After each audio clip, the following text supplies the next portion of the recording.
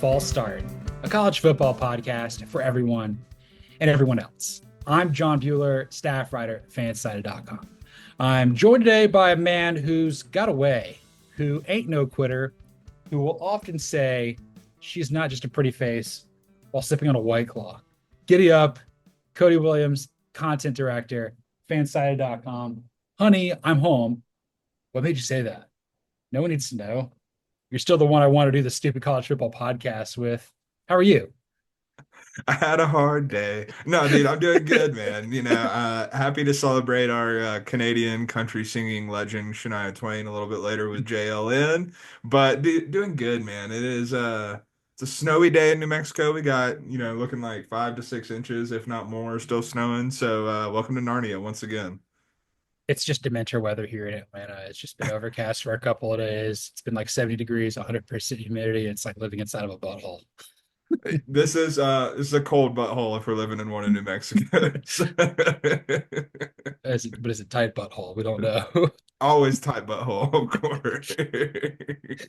And this show is always tight butthole. Yes, we've obviously false started here a little bit.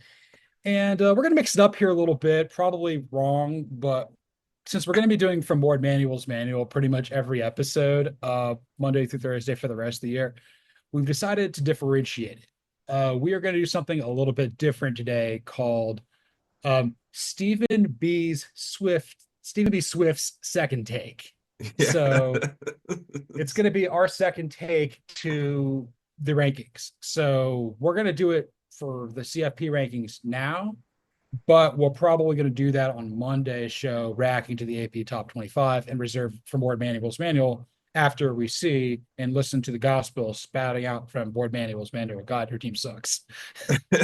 Yeah, you don't have to worry about any Michigan bias this year. So while the world was happening and I was doing the reaction show on Tuesday night live from Bubba's house, obviously you were working and stuff. I don't know how much you were able to catch. I know you watched every single second of Goldilocks, but any pushback I have on Too Hot, Too Cold, or Just Right, or any sort of things that you would have put in that bucket had you done that show? Honestly, dude, I thought you nailed it. Like one of my biggest gripes was Penn State. Like you have them ahead of Tennessee, you have them ahead of Indiana, you have them ahead of BYU, and like none of that makes sense to me. Like who has Penn State beat that's really boosting up their resume like this? Like you lost to Ohio State, you didn't score an offensive touchdown. Like yeah, the final score looks halfway decent. Like you didn't get blown out, but like on the field, you looked like you didn't have a chance, frankly, after the first quarter. So like I don't understand what we're trying to do here when you have an Indiana team. Sure, their strength of schedule is low. They've also beat the dog piss out of everyone they played. BYU has a win over SMU. That's better than any win that Penn State has on their resume right now. Tennessee has a win over Alabama. Better than any win Penn State has on their resume right now. Like, I don't understand where this respect for Penn State's coming from.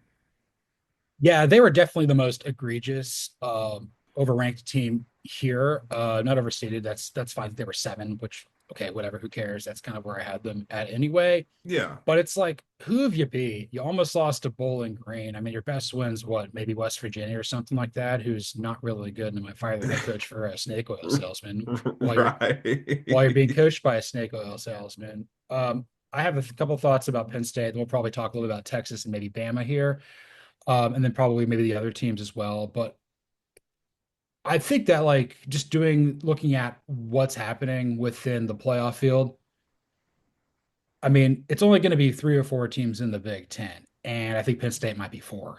And I don't want them. And if they go 10-2, I don't think they make it in. I think that that could be very definitive of James Franklin getting Yeah. fired for being a driving school because, like, at least with Indiana, like they're beating the snot out of teams. And Hmm. I mean, Oregon's going to go like 11 to 12 and 1, maybe 11, 12 and 0, maybe 11 to 1. Ohio State, if they win out, they go to Columbus, plus they got the head-to-head over Penn State. I don't understand the Penn State love right now after what we've seen, particularly at Happy Valley last week. No, I definitely like it. It's not congruent to the way they handled the rest of the rankings. Like if you're gonna penalize Indiana for their strength of schedule, why not penalize Penn State for their strength of schedule? Like their strength of schedule only resulted in a loss because they played an Ohio State team. Like, and again, like I think the biggest one that I'm pushing back on is BYU. Like BYU has a quality win over a team that is the first team out of the college football playoff in these first rankings in SMU.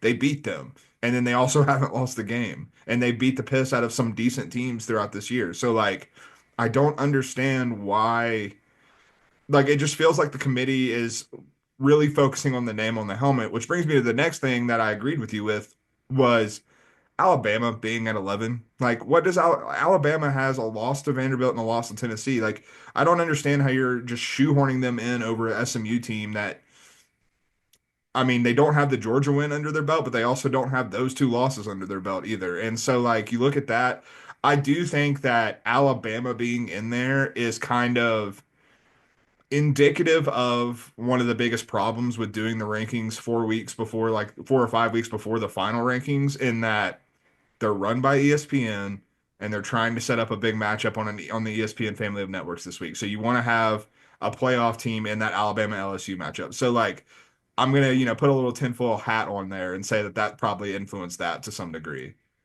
I didn't ever really that hadn't really crossed my mind. Yes, even though SMU is an ESPN team, but it's now part of the ACC. It's all about the helmets and everything like that. Yeah. And I feel like with these early rankings, you got to be like definitively in there, like a BYU and like an Indiana to override the Penn State, the Texas, the Georgia, the Alabama, whatever it is.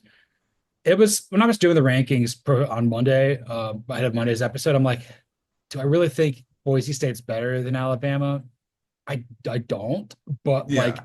Boise State's more deserving. And again, at that point, we're falling to pieces like we're Nicole Auerbach or Chris Vanini over this stuff. It'll all sort itself out. But right there with you with Alabama in some ways, I think the Georgia one gets them in there. And again, it'll all figure it out. If they lose to LSU, they're not technically out. But then you're kind of in that same vein where like there could be a bunch of 9-3s potentially in the SEC. Like if it's Alabama, Georgia, and Texas all at 9-3, I think Alabama gets in. Oh yeah, probably. I would venture to say the same. And like I don't know, man. It's just like I feel like yes, SMU is still part of the ESPN family of networks, but SMU doesn't have a marquee matchup coming up, and that's kind of where the conspiracy theory comes in. Like I legitimately thought Ole Miss was going to be higher than 16 because I thought they were going to try to make the Georgia Ole Miss matchup a little juicier. Like that's just kind of my conspiracy theory about how ESPN runs this thing a little bit.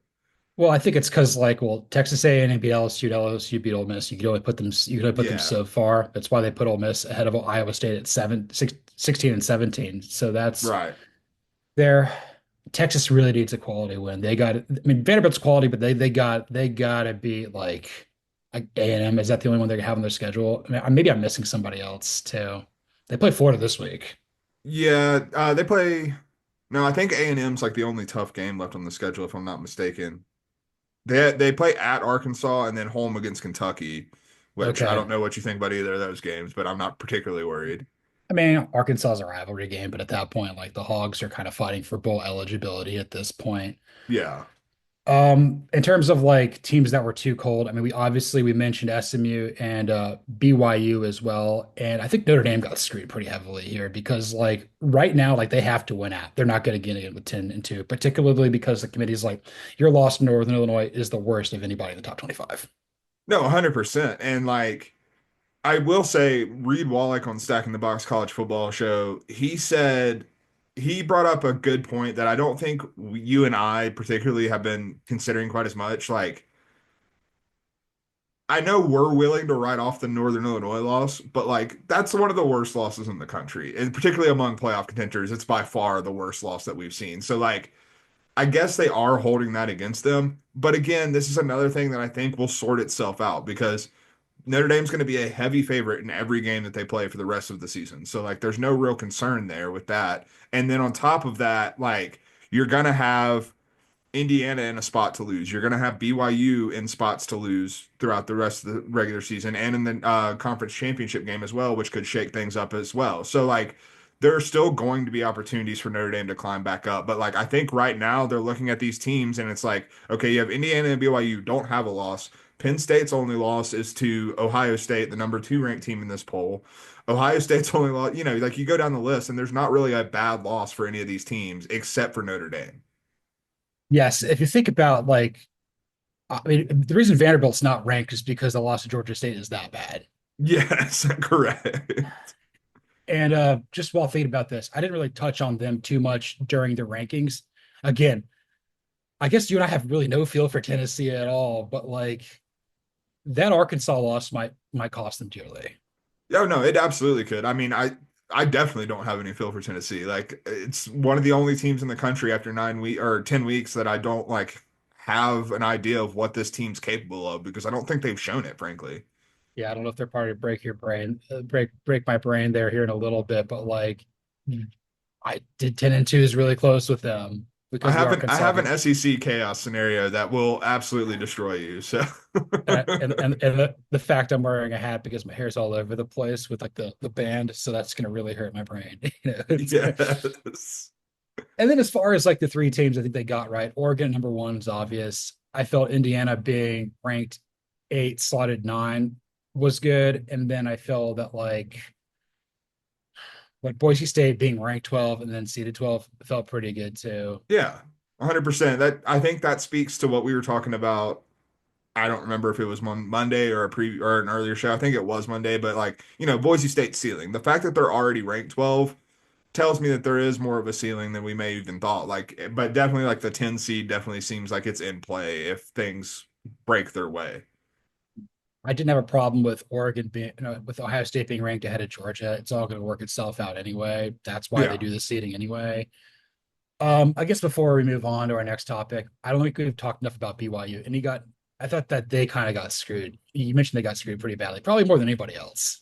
Yeah, like they have like Indiana, you can use the strength of schedule argument. Again, I would push back and say, okay, well, you can only play the teams that are in front of you, and they've beaten the hell out of every single one of them. So like I'm not like in terms of what you need to do against that schedule, they've accomplished that. But like when you look at BYU, this team has passed every test and passed a lot with flying colors. Like you beat an SMU team that again is the first team out of this playoff, is going to probably play for the ACC championship. Like at worst, this is probably the ACC runner-up that we're talking about, and BYU has a victory over them.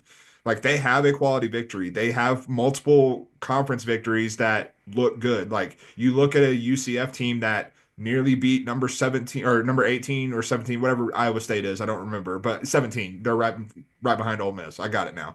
But they almost beat 17 Iowa State. Like, and BYU went out there the next week, handled them. Didn't leave any doubt on the field. Like they've consistently proven that they are a high-end football team. They're playing really well on both sides of the ball, and like you're gonna value Penn State ahead of them. You're gonna value a Tennessee over them. Like I just that doesn't. If we're talking eye test wise, like but matching eye test and resume, like it just doesn't make sense. Like nothing about what I've seen from Tennessee from the eye test has me all that impressed. Like even the Alabama win was not pretty. Like they had to claw tooth and nail, and both teams played really poorly in that game. Like the SMU win, like it was going to be ugly. It was early in the season. They're going Yeah. to figure it out. They're pretty evenly matched. I get that. The K State win is pretty eye opening. It's kind of like, yeah, I don't think K State's going to make it to Arlington. No. If they went out and beat I don't even know that they got a really tough road because even if they went out and beat Iowa State, Colorado would go in over them. Yeah. So like they're not they no longer control their own destiny. That's one that I would have added to too high. Why is Kansas? I understand Kansas State has the head-to-head win over Colorado. I truly do understand that. You lost to Houston. That Yeah. nullifies that head-to-head for me. I don't care anymore what you did. You got blown out by BYU. You lost to Houston. Get the hell out of the top 25. Like there's no way that this Kansas State team should be in the top 20. Yeah, that one was pretty high. I think Mizzou being ranked was challenging, but obviously they've got Challenging. the head to head over Vanderbilt, so I guess that can be justified in some capacity.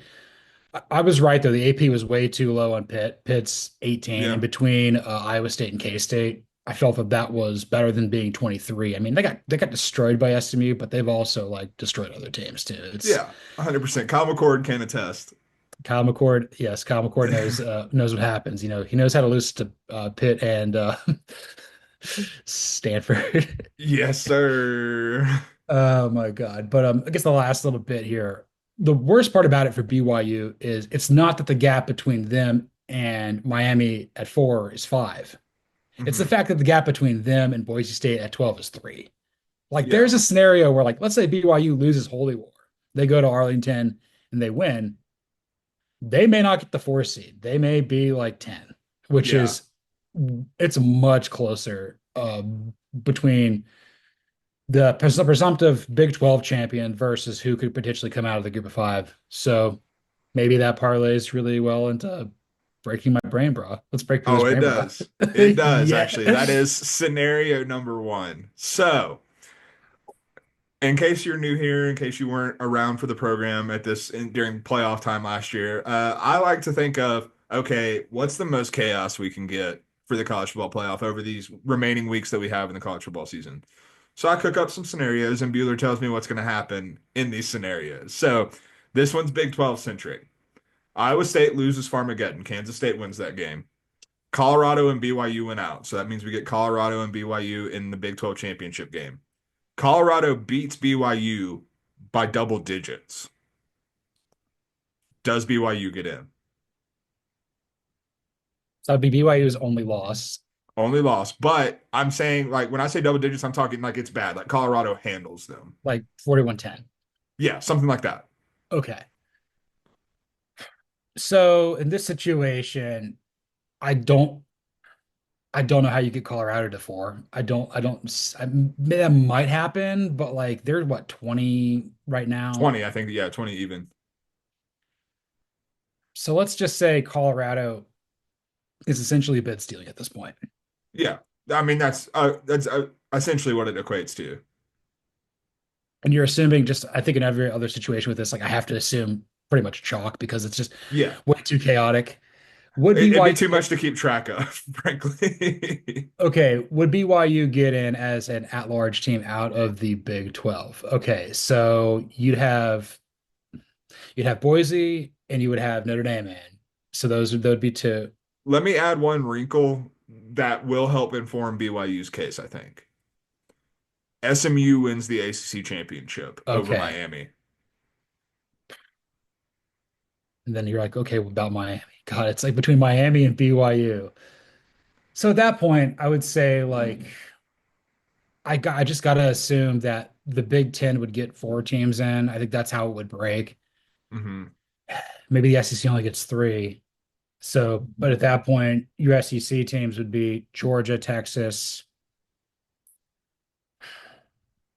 Tennessee, probably Alabama would probably get in, and maybe Tennessee or LSU or something. Um, God, that's really close. I would Yeah. say, okay, Notre Dame, BY, Notre Dame. Okay, this is so difficult to do because there's so many things going on. It's spinning 1,000 Yeah. miles an hour. This is really great for audio, but I would say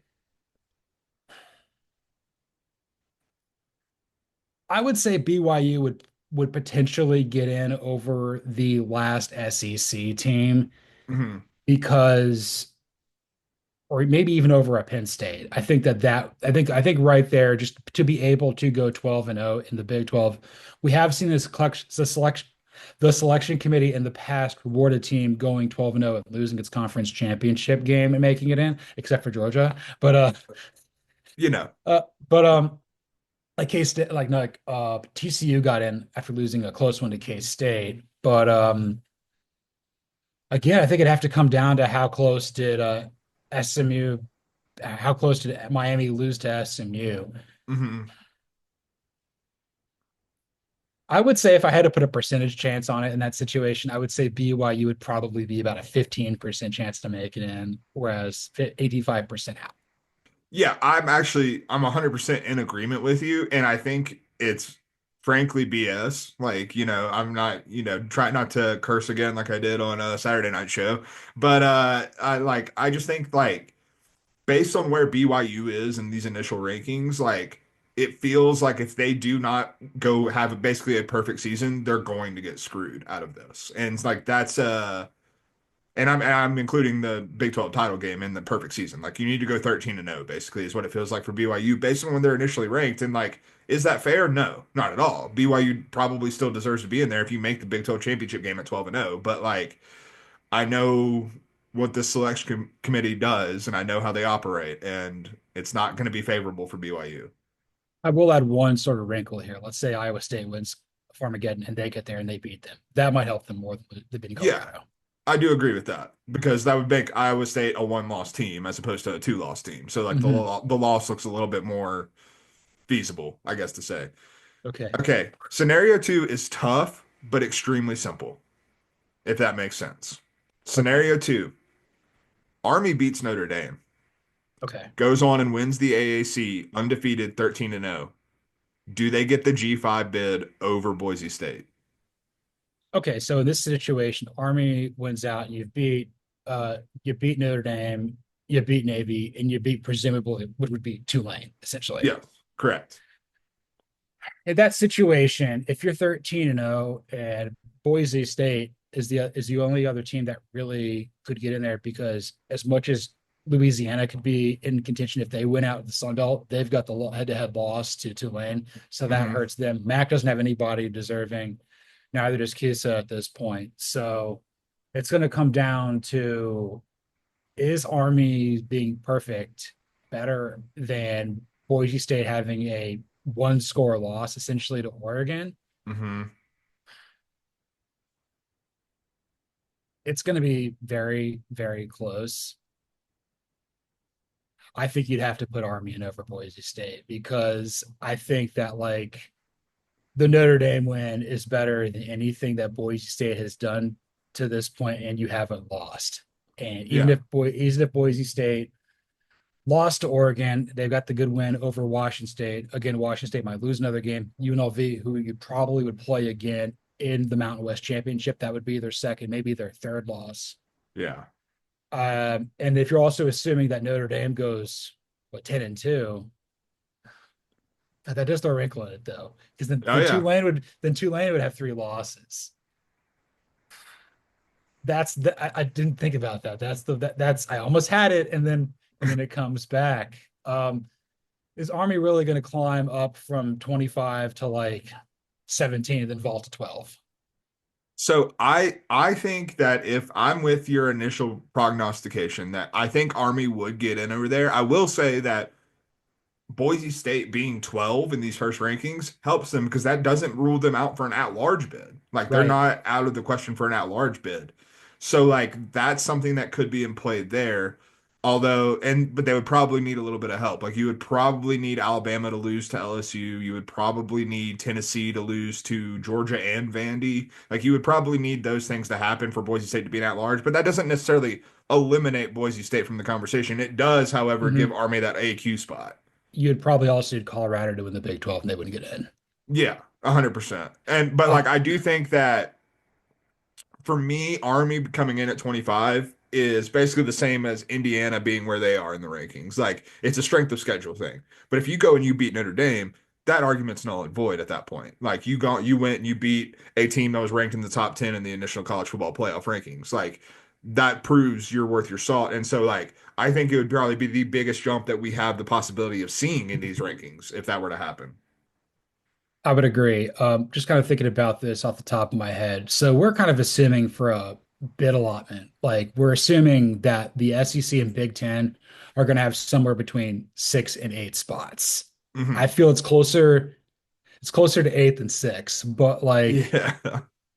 6 is possible. And I was just thinking about how that could happen. Like you would essentially need Indiana or Penn State to be proven fraudulent, and you would need somebody besides you would essentially need Georgia and Texas to look really good, and then you would need Tennessee or Alabama or LSU, and just you would just need a lot of chaos in the SEC. Speaking of chaos in the SEC, I have that cooked up for you for your third and final scenario. All right. And this goes all over the last 4 weeks of the season that we have ahead of us. Ole Miss beats Georgia. LSU beats Alabama. Texas A&M beats Texas. Tennessee still beats Vandy in the season finale. Georgia and Texas win out after losing this week. Or sorry, other than the losses that I've already said, Texas losing to Texas A&M and Ole Miss beating Georgia. They win the rest. Texas and Georgia win the rest of their games, though. Which SEC teams get in that scenario? Okay, we gotta talk this through really quickly. So I know you got to look Okay, at the sheet, make sure I got this all figured out. So Georgia goes 10-2. Their two losses are to Alabama and Ole Miss. correct. Tennessee, Well, Texas loses to Georgia and A&M. Correct. Both 10-2. Okay. Ole Miss finishes 10-2, right? Correct. They went out after beating Georgia. And who wins between Alabama and LSU? LSU. Okay. Alabama. Okay, LSU wins out at 10-2 potentially, Yeah, which would require them beating Vanderbilt. correct. Yeah. And Vanderbilt's then taking some L's in this one. and then Alabama would be 9-3. Okay, Alabama's out. Okay. I would say in that situation, and then A&M would be 10-2 as well. A&M would also be 10-2. And A&M would Uh, be honestly, I I'll think say in that let situation, I'll go ahead. I'll make this a little bit easier on you because this is the hardest one by far. Texas A&M wins the SEC championship game because if they go 10-2, they only have one SEC loss. They're going to the SEC championship game, so we'll give them the SEC championship game. who would they play in that situation? Ole Miss probably. Would it be They might, because LSU has the head to head over them though? but they've got the head-to-head over Georgia, and then it's okay. I'm not that far down the tiebreaker sheet. Okay, I don't know who they'd be okay. playing. Texas A&M beats who in the SEC championship game? Let's say LSU because doesn't LSU still only have one loss in the SEC? Their other one's to Yeah. USC. So yeah, they beat So LSU again. LSU only has one conference loss, so that would be them Yeah. versus A&M, who only has one conference loss. So they would both go. You're right. Yeah. You're absolutely right. Okay, cool. We got this figured out. Okay, so who makes it in is what you're asking? Yeah. So LSU loses to Texas A&M for a second time, their third loss of the season in the SEC championship. That's another nice little wrinkle for it. Okay, A&M would get a top four seed. I don't know Yeah. exactly if that would be two. It would probably be three. I would venture to guess because I think that like undefeated. I think the winner of the ACC might get the two in that situation. Yeah, it's entirely possible. I think if it's Miami, potentially. If Yeah. it's SMU, I don't know if that would happen, but Miami definitely. Okay. So A&M is getting in. I don't think Alabama gets in. Yeah. Um, I would say that I would say Georgia would get in. Hmm. I would say yeah, Georgia would get in too because they didn't play those teams that got there. Um, Tennessee. Who does Tennessee lose to again? Tennessee loses to Georgia. Tennessee loses to Georgia. Okay. So again, I would say Texas A&M would get a ranked one. I think Georgia would be the first at-large team. So those two I feel confident would be getting at that point. Bama's out. LSU's on the fence. And I would say 10-2 between Ole Miss and Tennessee. I would feel comfortable one of those teams would get in. I Hmm. can't figure out who that would be. So I would probably, yes, the one thing to losses consider, do you put a 9-3 LSU team over Ole Miss because they made the SEC championship and have the head-to-head over Ole Miss? Or it'd be 10-3, excuse me. But regardless, you get my point. A three-loss team. comes down to how bad USC and Kentucky finish the season. Yeah. And then, okay, so I would say in this situation, Texas A&M and Georgia are comfortably in. I would probably put Tennessee comfortably in too, because I don't think the Arkansas loss is going to be that bad. And you lost to Georgia in Athens, like you probably are going to anyway. It would come down to LSU, Texas. The Texas wouldn't get in because Texas wouldn't have any quality wins, I don't think. Yeah, I mean, it depends on what the committee says about Michigan and Oklahoma. Yeah. I don't think those are quality wins, but in what, in this scenario, the Vanderbilt win starts to look worse because Vanderbilt's going to take a beating over this stretch run. Okay, Texas A&M, Georgia, Tennessee. So your Texas A&M would essentially be like three. Let's say Georgia comes in slaughtered in at like six. Yeah.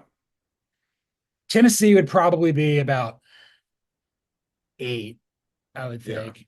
And then you're wondering if LSU versus Ole Miss comes down to the Big Ten, man. I think, God, it's like I think you'd have to put Ole Miss in over LSU because the LSU lost to USC is so bad. Yeah. And like like LSU fans are going to be pissed if that happens. Like it's going to be hilarious. So how did you get with that? How did you figure that out? So I landed somewhere similar. I'm a little more dubious of Tennessee being a lock. I think that's the only big difference that we have. Like, I think you do probably have to put Ole Miss in there because not only would Ole Miss have one fewer loss than LSU, but they'd also have the best win of like better than any LSU win. Like LSU's win over Alabama is not going to be as good as Ole Miss beating Georgia. It's just not. So like in that scenario, like I think Ole Miss just really boosts their resume in a big way. And I think it could be, and again, like you said, it does depend on what happens in the Big Ten, but like not to hold or Tennessee's loss to Georgia and Athens saying like that's like a horrible loss because it's not. But I think that's when the eye test with Tennessee really comes into play, where it's like, okay, yes, this team is 10-2, but have they really looked like a 10-2 team? Have they really looked like a playoff contender? And the answer there is no. And like we know the committee will weigh the eye test in these things when it comes down to these tough conversations. Totally forgot about they wouldn't necessarily even have a quality win at that point, whereas Ole Miss would be. So it'd be, yeah, it would Ole Miss would probably be getting pretty comfortably in that situation, I would say. Yeah. And like I think the bigger like I think more than Tennessee, it's do you reward Ole Miss for getting to the SEC championship game? Like they could potentially be the first three-loss team to make the 12-team playoff. Like that's the I think LSU is the bigger question. I ultimately landed where you did, where I think the USC loss just looks bad enough to get them out. And especially with two losses to Texas A&M, like that's not great either. So like I think that would ultimately push the Tigers out. So if we did this right, so A&M would be the first SEC team in it. Georgia would be two. And then we said Ole Miss would be three, and then it would probably be Tennessee four over LSU. Is that Yep. Yep. God, that is these things are getting so hard, but somebody break my brain. Yes, sir. That was Uh, just an appetizer. I'll cook something. I'll keep getting deeper on this and getting more chaotic because I will say these scenarios are a little harder to play out like 4 weeks out because there's so much stuff that can still happen. Like Indiana could lose to Michigan this week and really throw these conversations on our head. Like so, like we don't know what's going to happen. I can't wait to do one of these where I'm hungover as balls. It's just like I'm just like trying to do the math, and I'm like, The math's not mathing. the math's not mathing here. But California may be on my mind, but somebody check my brain because it don't mean enough. Yes, we're going to be moving on here to some it don't mean enough. The SEC is the league of consequence this week with hmm two huge games of playoff implications and potentially a third and fourth. So hmm Alabama LSU is the biggest game on the slate, followed up right there by Georgia at Ole Miss. We may touch on South Carolina Vanderbilt and then Florida Texas too. I think are hmm probably worth discussing. So um before we start, are any of these games in JLN for you of these four? Yes. So I have Alabama, LSU, and Georgia Ole Miss in JLN. I also have South Carolina and Vanderbilt in there as well. So I will not Okay. be making a pick for any of those games, but we could make one for Florida and Texas too, even though you probably know what's going to happen with that game anyway. But let's start with Alabama LSU. I think it's apparent that this is a must win for LSU. I don't really see any situation where like they can even be a playoff team with three conference losses or three regular season losses, excuse me.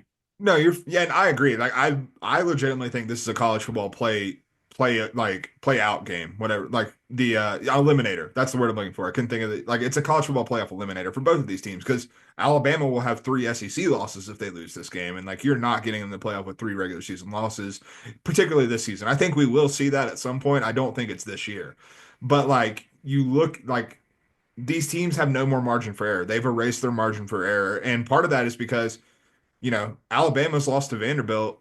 Again, this Vanderbilt team is better than previous Vanderbilt teams. Like it's not like losing to last year's Vanderbilt team to be very clear, but it is still a bad loss in the grand scheme of things. Like they are still not Georgia, they're still not Texas. They are not the elite of the SEC that you lost that game to. And frankly, they're maybe a little bit better than USC at this point, who LSU lost to. So like both teams have a relatively bad loss on their resume, already have two losses on the season. This is an eliminator game, and And I think it's fitting that it is because I look at both of these teams and they're good, but they're flawed.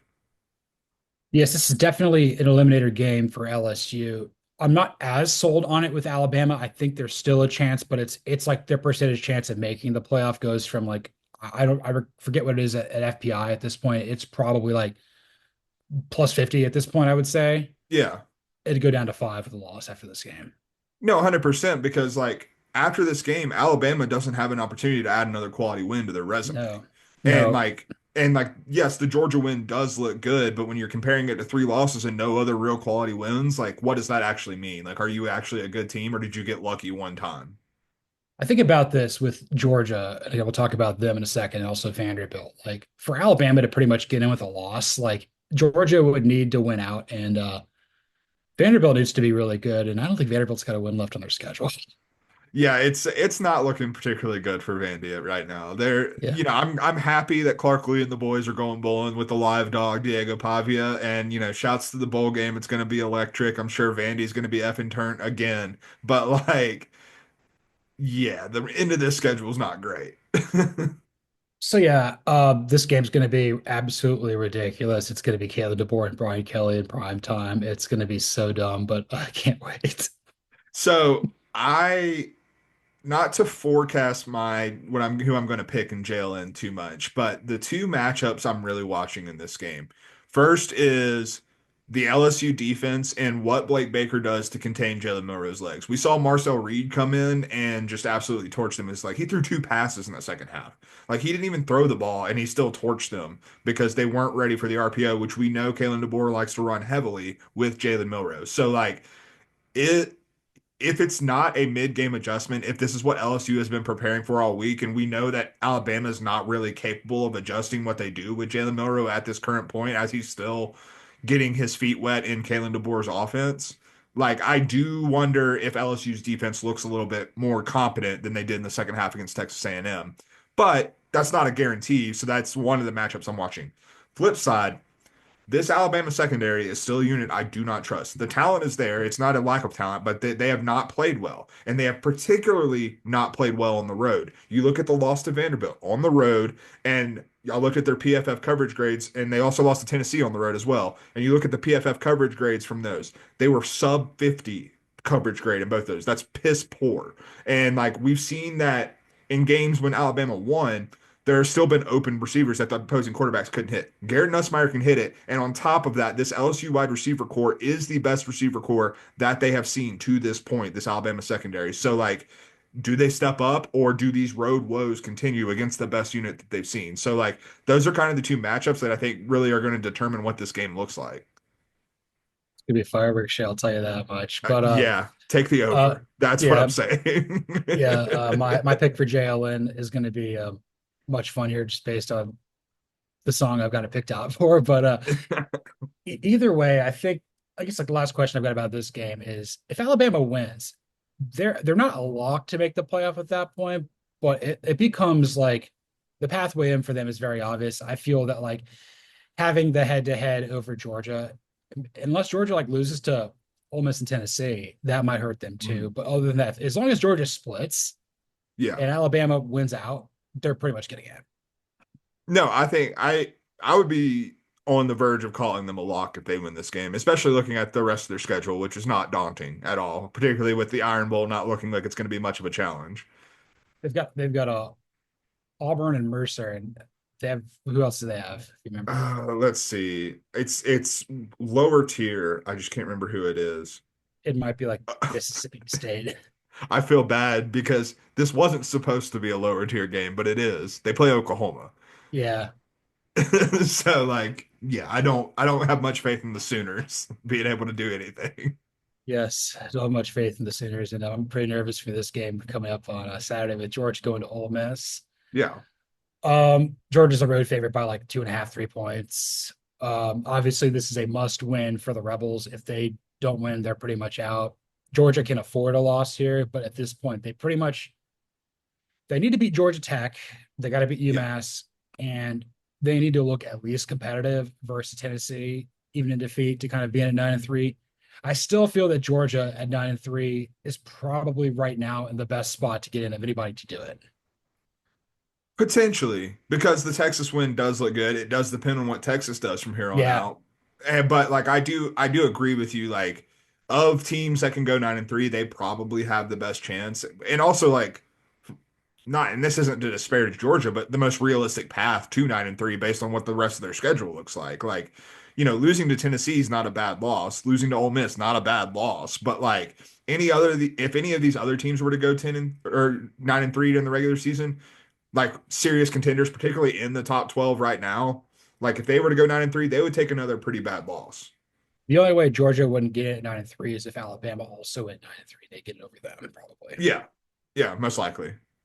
And then obviously Unless Jackson that Dart. loss was to Auburn and not LSU, in which case, if you lose to Auburn, you're not getting in the playoff.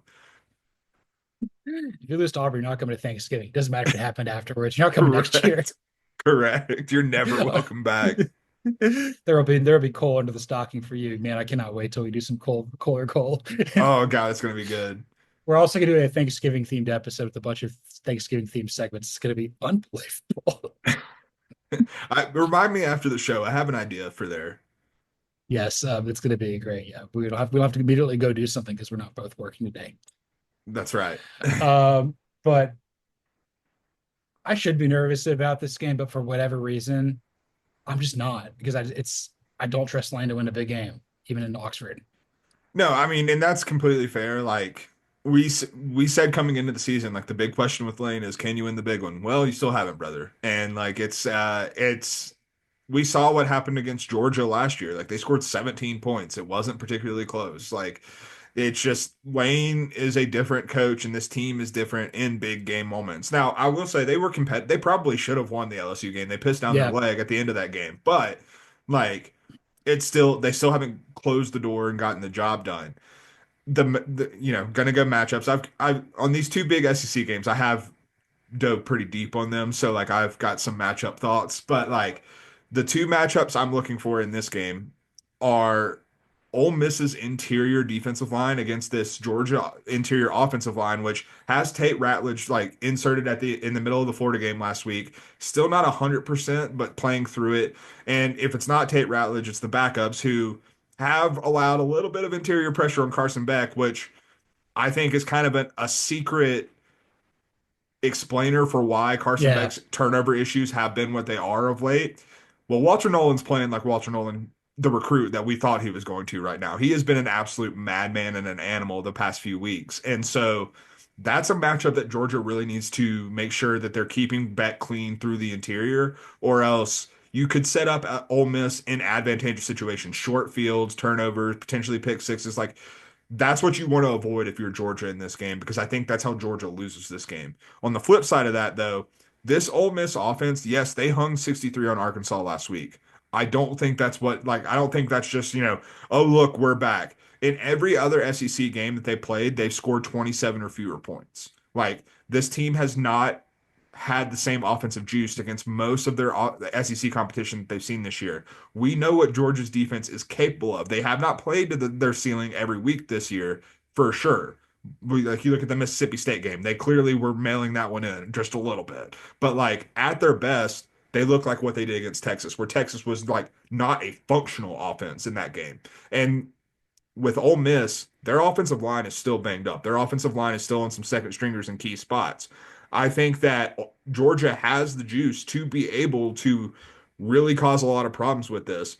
Where I really come down on this before, I'll pick it in JLN and we'll get there. But if I'm looking at things that I really like for this game, it would probably be the under because I think that these defenses are actually going to be the story of this game way more so than the offenses. yeah. Before we get into it with JLN here, it's just like I've seen Georgia win ugly. I don't know necessarily know if I've seen Ole Miss win ugly yet. Not that they said they can, I just haven't seen it yet. I haven't seen Yeah. Georgia play its best game of the season yet. That could happen. And but I've seen Ole Miss do it. But I also haven't seen Ole Miss, win the signature game where I've seen Georgia do that. I mean, they should have lost to Florida, and they still pretty much control that game. Letting back hit. It's like a Falcons game, dude. It's the same thing every time, except Kirk Cousins is playing a lot better than Beck. It's the meme where it's like, oh good, my favorite team is playing. Oh God, I'm going to kill myself. Good, we won. Going to be like that on Sunday too with Falcons Saints Part 2. I mean, the Saints might be like structurally broken, so you might be okay. Just got to have Mickey Loomis gaslight people into oblivion again. I mean, he is the gaslighter, if nothing else. I will say though, just a side tangent before we get into the two other SEC games real quick. I don't know if the coaching's that bad in the NFL this year. I think the front offices are putrid. Yeah, I mean, as a Cowboys fan, I can't attest. I mean, neither's great in Dallas right now, to be very clear, but Like, I mean, Dallas is having some issues. New Orleans is having some issues. Indianapolis is having a hell of a ton of issues. yeah, Chicago can't figure itself out because it's Chicago. And then if you look around there, like, what are the Giants doing? I mean, even teams that are down, like Jacksonville and Carolina, they're trying to figure it out, but at that point, they yeah. still suck. Well, I mean, and you look at Jacksonville, and I think Jacksonville is indicative of a front office problem. Like, do I think Doug Peterson's a great coach? No, I don't. But I think Trip Baalke's awful as a front office general manager. And like Brian Thomas has been good for the Jaguars. You know what the Jaguars did not need? Another wide receiver. You know what they needed? Any defensive help. Someone on the offensive line, particularly the interior. Like, you did not need another wide receiver. You've already paid Christian Kirk. You've already paid all these guys. Like, what are you doing, Trip Baalke? Trevor Lawrence is going to cut his hair out of spite. 100%. He needs to. It's like And, it's the reverse Samson. you know, I'm better when I'm bald, man. It's That's fine. right. I'm Mr. Clean. Dude, he would legit look like an alien if he shaved his head. Holy hell. I wonder what his creepy brother would think about that. I don't know. But you've got the two other games of consequence in the SEC. Real quick, we got South Carolina going to Vanderbilt, I believe, is how that goes. Yeah. That game is going to be a lot of fun. I think the winner of that game might get into the top 25. Both of these teams are very, very extreme fringe in the playoff picture. Yeah. We're talking like 8, 9 in that range.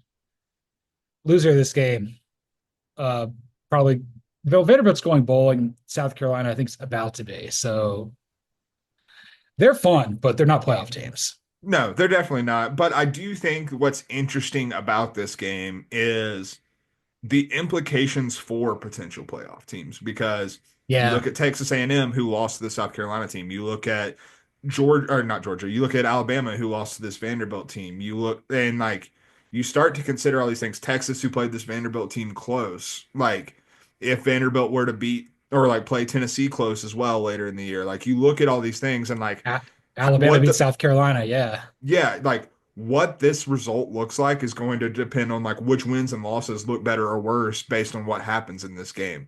I do not have this in JLN. I'm going with South Carolina to win this one as much as it pains me because Vanderbilt is a home underdog and we know the live dogs at quarterback, but South Carolina's defense is a little bit of a different animal and I'm worried Diego Pavia might die in this one. I'm just gonna leave that to myself. I mean, he's gonna go down like the Commodore. Yes, correct. I still think it's hilarious. Cornelius Vanderbilt never went to Tennessee and never been in the state of Tennessee in his life. He was like they called him a Commodore because he was a nickname. He was in the Navy. He's like, whatever you do, I'll give you this money for like a private school, but don't name it after me. What do they do? They named it after him immediately. Of course. What else are you gonna do? um, Honestly, I want to see Anderson Cooper do play by play, calling his That'd be incredible. I mean, because he is a Vanderbilt. I bet he would have an absolute blast. Have him and Andy Cohen just call it. That'd be Oh so my good. God. That would be electric stuff. Yes, I tailgated with the Pavia family beforehand, and let's just say we had a lot of Chardonnay. Or I had a lot of Chardonnay, and they had box wine. It's box wine, Chardonnay, and green chili, baby. Got some green chili on your shirt there, Andy. It's fine. Don't worry.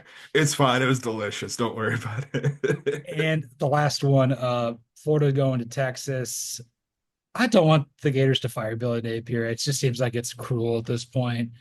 Steve Sarkisian is speaking glowingly about him. Like, if you fire him, I'm going to hire him and kick your ass, Florida. That's pretty much what I got from the article you pitched for me to write for Yeah. fansite.com. No, 100%. Like, I do think Steve Sarkisian, like, I don't think he's, blowing smoke or anything like that. Like, I think he does respect Billy Napier. And I think if you have a brain, you probably should, based on what this team has looked like, based on what we thought it was going to look like. But, like, this game's not going to go particularly well for Florida. I like DJ Lagway is trying to play. I'm like, brother, you got like stretchered off of the field. What do you mean you're trying to play? Like, that doesn't make any sense. Like, you're probably going with the Warner kid from Yale. And Florida's offense wasn't particularly functional against Georgia once he came into the game. So like Texas defense is damn good themselves. So like I don't imagine this going particularly well for Florida in this one. I'm going with Texas pretty handily. I will say I do think that we don't see Texas run this up. Like I think Yeah. it's get up like 35-10 and just kind of mail it in from there. I think that's probably what we're gonna see. I won't back down from this pick. Hook it, baby. I think I got the Horns 27-17. Yeah, I like that. Yes. Um, that's not a trap game, but this is the trap game with the Admiral Akbar. It's a trap game of the It's a week. trap. We went down to the wire to figure this out, like Tuesday night, and we had to cross somebody off, We unfortunately. did. Yeah, I mean, when we tell you that we're looking at Miami, Georgia Tech for this game, you kind of understand why we were going down to the wire with it because Haynes King is technically questionable for this. However, everything I'm reading seems like Brent Pry is playing mind game. Or sorry, yeah, Brent Pry. Or is it Brent Pry or Brent Key? Britt Key. God, I hate the Brents. Anyway, the Brents just throw my brain for a loop. Brent Key is playing a lot of mind games and trying to not say whether or not Haynes King is going to play or whether or not he's not. Okay, if you're playing these games, I've seen what the backup looks like. You're playing Haynes King, brother, because Haynes King gives you an actual chance to do something in this game. And this is as pure of a trap game as we're going to see. Miami's favored in this game. They're going to be favored in every game they play for the entire rest of the season until maybe the ACC championship game. Still probably going to be favored in that one. But we saw what happened against Georgia Tech last year in Haynes King, and Mario doesn't know how to take a knee. And I'm not saying that's going to happen again, but you can't tell me that's not living in Mario's head right now. And the last place I want Mario to be is in his own brain because that's the worst thing that could happen to Miami at this current juncture. What's living in his brain besides a gerbil on a wheel? Maybe like some like termites. I don't know. Hops and bong residue, maybe. Do you No paint chips comment. kid? No comment. It's fair. I mean, like, that's why we thrive in this program. That's right. Necessary concoction to get through this thing called life. That's right. um, this was absolutely the trap game. I think it's also the fact like that's where Miami Georgia Tech have a bit of a rivalry here. Georgia Mhm. Tech is 5-4. If they win this game, they're going to go bowling, and Georgia Tech has now become the team that like I want to see them get that 6 win because I feel like they're playing hard enough. So them in South Carolina, I want to see them both get there. Like I saw Vanderbilt do it. Like I feel like this is a fun team. This is a team that deserves to go there, and there as opposed to like Mizzou falling ass backwards into a bowl game. No, 100%, dude. Like I would much rather watch any of these teams than I would watch Mizzou not be able to play up to anyone who's remotely good competition. Like that's not what I want to see. And so like I do think that when you look at this game for Miami, they should win. And I'm not disparaging that. Like they absolutely should, but Georgia Tech is the type of matchup where you get in trouble. It's on the road, it's in Atlanta, which it old Bobby Dodd, it's not always rocking, but when it's But rocking, it's a good environment. And like it will be rocking for this game, especially because Georgia Tech fans know what happened last year. They know that they can hang that over their head and like they know that there's something to be said about that. On top of that, like when Haynes King is in the building and why it's so important if he plays or not, this offense is extremely unique. It's basically like a glorified option and not triple option like they used to run with Paul Johnson, but like it is like a glorified option because Haynes King is going to run the ball. Haynes King is very good at running the ball, and they have talented backs, but he can also take advantage of that and throw off of that in very unique ways. Like it's a very well-run offense when he is the quarterback. Miami's defense is something I still have concerns about. Miami's defense is still flawed. Miami keeps giving up points to teams that they probably shouldn't. They gave up 31 to Duke. Duke scoring 31 points.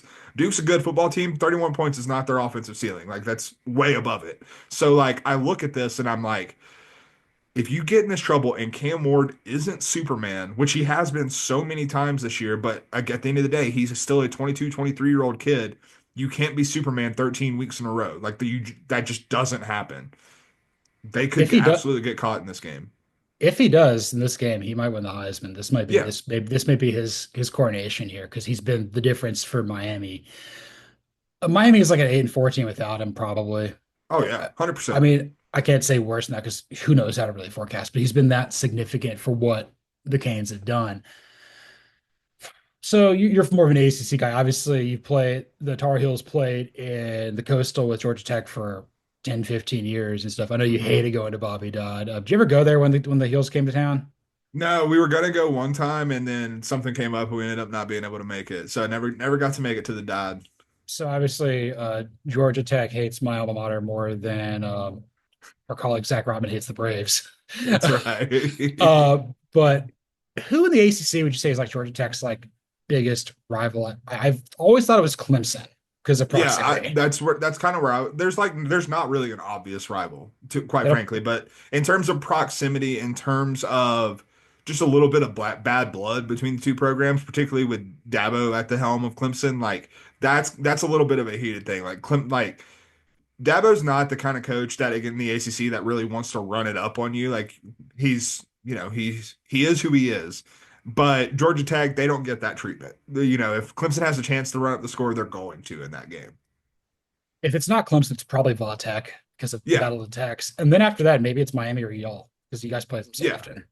It's probably Miami just because that game means more in terms of the ACC than most North Carolina years do. So, And then Georgia Tech, Duke. I mean, those teams might go bowling, but like 15 people show up to watch the game. yeah, it's like playing in a church. I will say when Duke basketball comes there to McCamish, my high school friend, his dad was the DC of Tech, so he used to get tickets. The Duke tickets high, man. That thing Oh is yeah, absolutely. they Duke and Georgia Tech have a basketball though, a little bit because they both 100%. that's yeah. But Everyone wants to beat Duke, and when it comes to basketball, I think Duke wants to beat Duke sometimes. But Cooper Flag, we become flag sided. we are flag sided, unfortunately. Yeah, and unfortunately, we got to take a pick for this game here. So who you got for this game? I'm gonna go with Miami. I don't believe in it, but that's who I'm going with. I think they get it done. Okay, I'm right there. Actually, I'm not there right there. Gang, gang, buzz, buzz. Go Tech, go Bees. Oh, we're going with the bees. It's gonna be like the Wicker Man with Mario Cristobal on That's that island with a bunch of crazy women. the bees. You mean to tell me your pledge ship was exactly like the Wicker Man? Yes. Yes. I don't know what else you want from me. uh, hope your face is doing okay because I know this man's face is always doing okay. We are moving on to the Antonio Banderas Bowl of the week here. Not a really great slate for this. We've got a really good one already set up for next week, but Antonio was all about he's got some plans. He called me up and he was just like, Yari. I'm like, no, this is Bueller. Bueller. Bulldog. Actually, that's probably the thing. He calls me Bulldog. Yeah. So we're gonna go to Winston-Salem on a Friday night for Cal Wave. Of course, no place I'd rather be than Winston-Salem on a Friday night. So I'm making sure we're getting the Antonio stuff figured out here because again, like you just having to deal with him. Oh yeah, we were at where were we last? We were in Albuquerque last week. We were in Berkey. Yeah, we were having watching halfway watching a shootout before he had to go and head over to South Carolina and Columbia. Yeah, he did. He always just up and leaves. Like we ask him where he wants to go, and he always just pivots like immediately mid game. It's awful, but I mean he finances it all. It's okay. I mean, he's the worst decision maker I've ever met in my entire life. I mean, I haven't met Jeff Driscoll yet. Yeah, I know, crazy. So he's on his furry tractor, and because remember last time we saw Justin Wilcox in Auburn, furry tractor defect bulldog. Oh yeah, I think he told me that he's going to try to get Justin Wilcox to defect in Winston Salem because Nobody's going to stop him. Yeah, I mean, it's a cross country flight back for Cal. So like, would they really know if Justin Wilcox wasn't there? They're all probably going to be sleeping in anyway. So like, it is the perfect crime, the perfect opportunity to get Justin Wilcox to just Irish goodbye the entire Cal football program. I believe both these schools are 4-4 fighting for a bowl game too. 4-4, Mhm. 4-5-4, four and Yeah, in five that range. I somewhere. don't know the exact records. So it's going to be really interesting. Antonio also wants Smokey. I'm like, dog. He's like, no, Coach Sig, because he wants to give them to Coach Sig as an offering, as a peace offering. Smokey. See, that's Yes. that's the reason he likes Justin Wilcox so much because of the smart brain stuff. Like he learns vocabulary. Like he won't learn from us. He just learns from um, Golden Bear, Golden Bear. Golden Bulldog. Golden Dog, big bulldog, big bulldog. Big Bulldog. So I saw Antonio at Albuquerque, and he was wearing a Triple B sweatshirt for Big Baller Brand. I'm like, "What's that for?" He's like, "Big Bulldog." Big Bulldog. And I'm like, where's the third B? And he's like, don't worry about it. I don't think there's a direct flight from Albuquerque to Winston-Salem, so No. Can we went confirm. to There is not. so we came back to Atlanta, obviously, and then I think we flew to Yes. Raleigh at that point. Yep. Got to go to the RDU and that talk about an awful airport. My God. But yeah, we had to go to Raleigh and then make the trip over to Winston-Salem. And man, Winston-Salem, there are a lot of Smokies there for sure. Tobacco capital of the world, basically. And yeah, I'm just trying to keep Antonio's lungs intact, especially because he has an inflatable doll. He does not have any. So like I really don't want him to like rip too many heaters in this one. No, the worst part is he just swallows it when it's afterwards and it burns a hole from the inside. He just swallows them. He's like Gollum with fish when it's cigarettes. It ruins it. God, I mean, you're a baseball historian. I don't know if you've ever been to Cooperstown before. I've been 3 times, I but have not been to Cooperstown.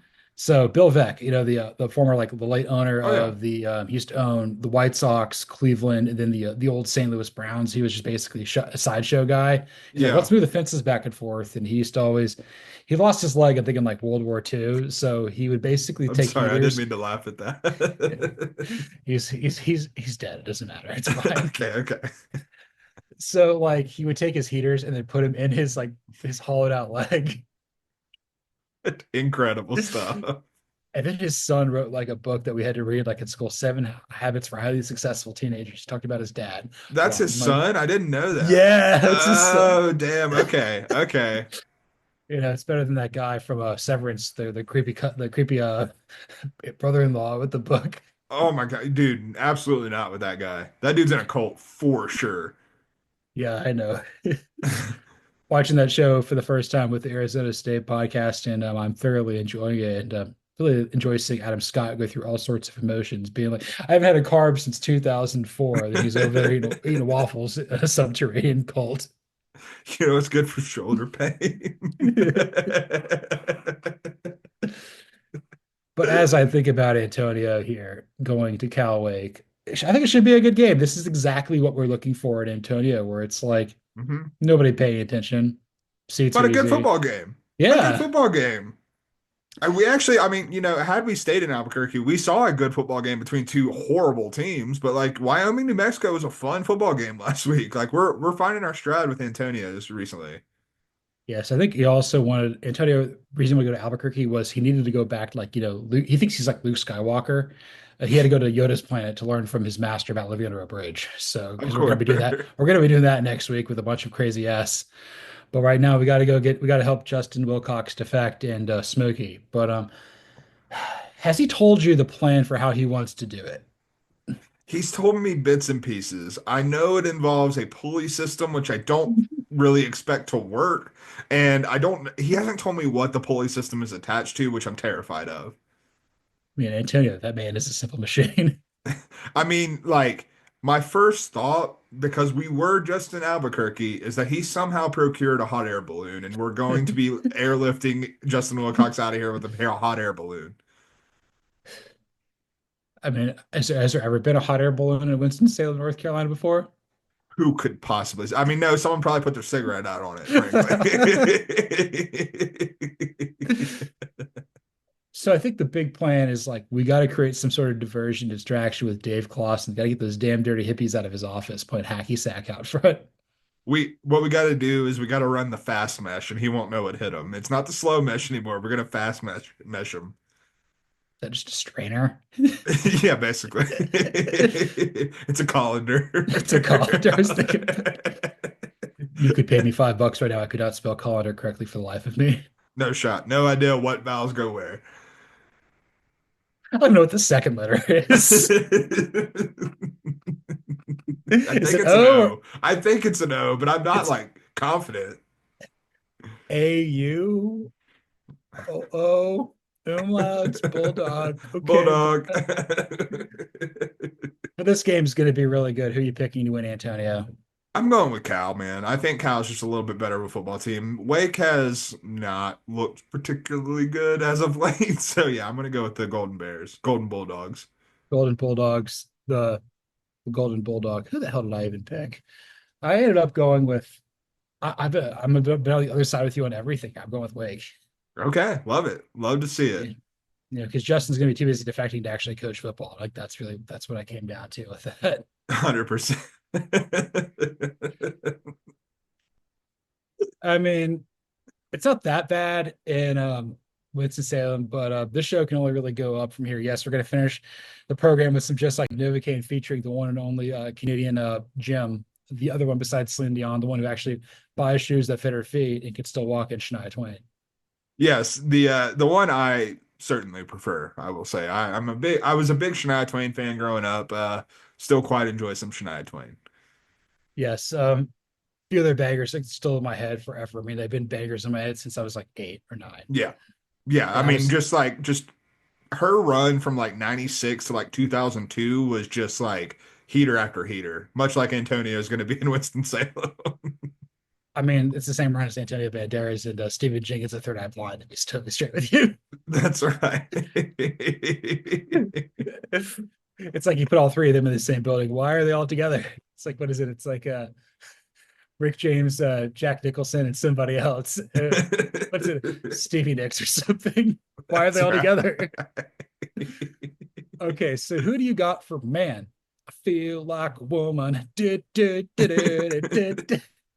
So I've got Florida State Notre Dame for this game because no one's necessarily feeling like a woman in this one, but it's Notre Dame's prerogative to have a little fun, and they're going to have some fun beating the dog piss out of Florida State, a team that's been a thorn in their side in recent years. I think that Notre Dame absolutely embarrasses the Seminoles in this one, so give me the Irish running away with it.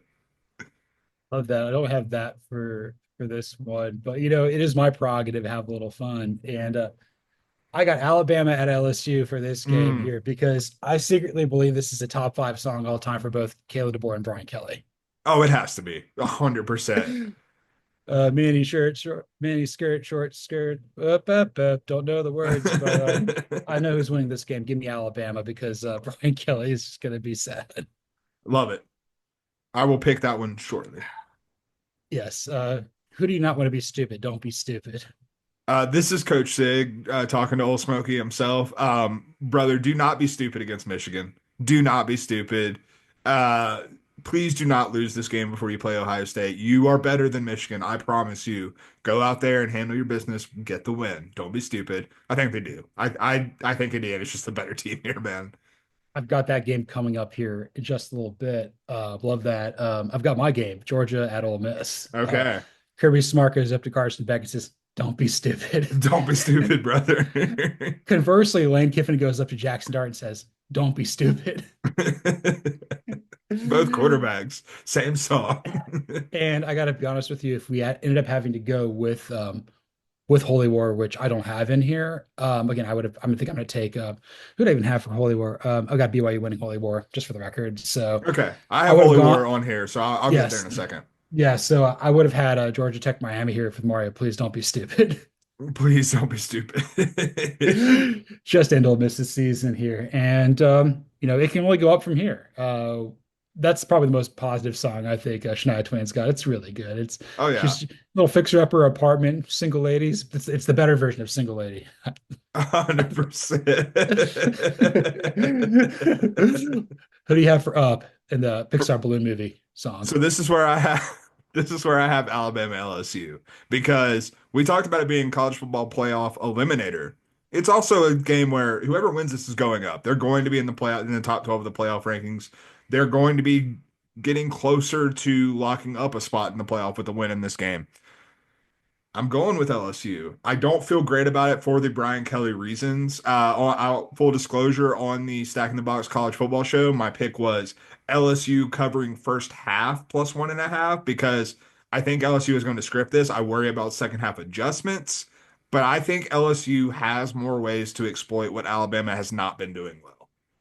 It's also at home, so I can understand that. I forgot to pick a game. Obviously, I'm taking Georgia or Ole Miss because why would I? Oh yeah. That's pretty straightforward. Uh, Mine for Up is gross. Oh baby. Oh yeah, we're going CUSA, baby. I got Kennesaw State at UTEP. Oh, oh. It can That's only go up grody, from brother. Oh. and it can only go up from here. As much as I want to pick the Owls, I'm going with the Miners, baby, because everybody can go to UTEP That's as right. long as you graduate from high school or If have a you fill GED. out the application, you're there. And when people sign up to go to UTEP, someone's like, "That don't impress me much. Who do you have for that?" That's my favorite. This is my favorite one by Shania Twain. Love the Uh, song. this is Purdue, Ohio State, because Purdue's terrible, brother. Ohio State beating them don't impress me much. You mentioned when we were, doing our Stephen B. Swift's second take that you didn't have a real problem with Ohio State jumping ahead of Georgia. I did. I don't. Ohio State has the win over Penn State, sure. But I think you're overvaluing Penn State. I think that you did lose to Oregon. I think that what other win on Ohio State's schedule really impresses you? There's not really one, and this is another one that don't impress me much, but they will get the win pretty handily. They don't impress you as much as Texas or Quinn Ewers or Quinn Everts, who's been really impressive. Yeah, you're a That's great right. job out there, Quinn. We'll get you on the show at some point. That's Which one? right. Doesn't matter. We'll get you on the show. We'll get you on the show. This is the one I've got Michigan at Indiana. Okay. So, Michigan thinks they're special, but they're not. And then I think there's a chance that Kurt Signetti, please drink your coffee. There's a chance that Kurt Signetti thinks he's Brad Pitt. Yes, correct. But I don't think the selection committee is all that impressed with IU. So I think they're going to prove them wrong here. Kurt Signetti is going to be singing in a desert like Shania Twain or your doppelganger Post Malone. Give me the Hoosiers, baby. They're going 10-0. That's right. 10-0 Hoosiers. What a world. Serious question. Whose bed have your boots been under? Um, this That is was where a I got laugh. George. I've never. That was a This is laugh. Georgia Ole Miss because whose bed have Lane Kiffin's boots been under? That's the real question. And I don't mean that in like the scandalous way. He has been connected to the Florida job. He's been connected to other jobs and stuff like that. Does Lane Kiffin have a foot out the door? We talked earlier in the season after the Ole Miss LSU game about has like Lane Kiffin kind of reached Ole Miss's ceiling? And this feels like a game that is either going to confirm or deny our feelings that maybe Ole Miss has reached that ceiling and could usher Lane Kiffin out of here. And I think that we might be trending towards that because I'm also going with the dogs. I think that they have the ability to really stonewall what Ole Miss is going to try to do offensively, especially because Ole Miss can't run the ball anyway, and Henry Parrish is out for this game. So like Yeah, they're really not going to be able to run the ball. that was kind of what I was wondering about that. It's obviously Georgia did not play very well versus Florida last week. It's a rivalry game. Probably amped up for this game. If Georgia wins this game, they're a lock for the playoff, like completely. 100%. And I was also sitting there thinking about this, really where it came down with my assessment. Again, like I have to pick Georgia in most situations, even though I picked them to lose to Texas. But like, I don't think Ole Miss can win if Jackson Dart plays poorly. We've seen Yeah. Georgia win multiple times if Carson Beck plays poorly. Yeah. That's really what it comes down to for me. That's a really good, really layman term like way to break that down. And that's not an insult. And like I think that when you boil it down to the simplest solution for this game, it's that. It's Jackson Dart's draft eligible, right? I believe so. Yeah. Is he first round? He might get up in there potentially. I look at him more as like a day two guy. Like I would feel a Okay. lot more comfortable taking him in round two or three, I think. But like he's definitely someone who I think is going to be a backup at minimum in the NFL for like 10, 15 years. Like he's just going to stick around because like he's a good passer. If you give him the right scheme, he's going to be able to do stuff. Like he's not going to be not functional. Yeah, I'm sitting there trying to figure out who's going to go in the first round here. I mean, like Shador probably will. I would say Shador, Ward. Ward, I think Milrow will as like a project. Like I don't think he's like as sure like starter, but like I think that some team will take him in the first round. I think Miller And might come back for one more year just to benefit. Like him and Nuss probably benefit the most from coming back. possibly I will say like I think if they were to enter the draft this year, I think Milrow and Nuss would be the other two first rounders that I would be looking at. And then Beck and Newer's got I have no idea what's going. Yeah, that's tough. Yeah, not real sure where we're going with Uh, those.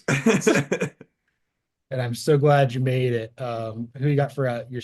Oh yeah, I don't even have mine for who's been my boots been under. There we go. Yeah, been all over the place, just getting sidetracked. That I've got a very important game in Big 12. I've got Colorado at Texas Tech Love that. because I think there's two different types of recruiting here. Somebody trying to recruit Deion Sanders is Joe McGuire having banquet sleepovers at your mom's house to try to get you to come play at school. Um, and the tortillas are going to be flying everywhere, but they're going to be flying out of spite because give me the Buffs.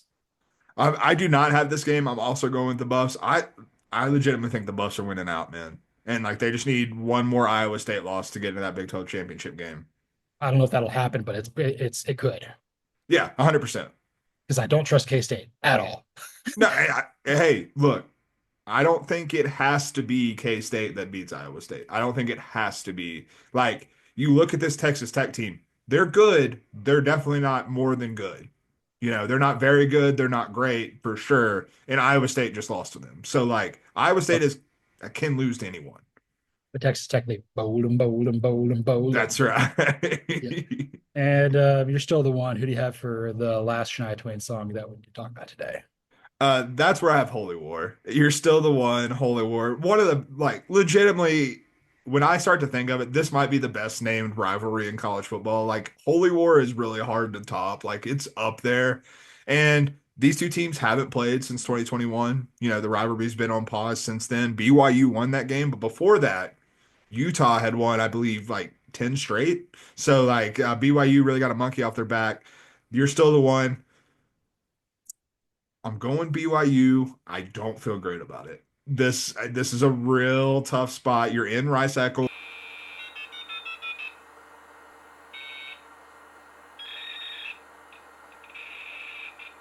Life happens sometimes. Sometimes you're going to have a really spicy and hot take for your final Shania Twain song, and then you break the internet. And Cody Williams, content director, who do you got for You're Still the One?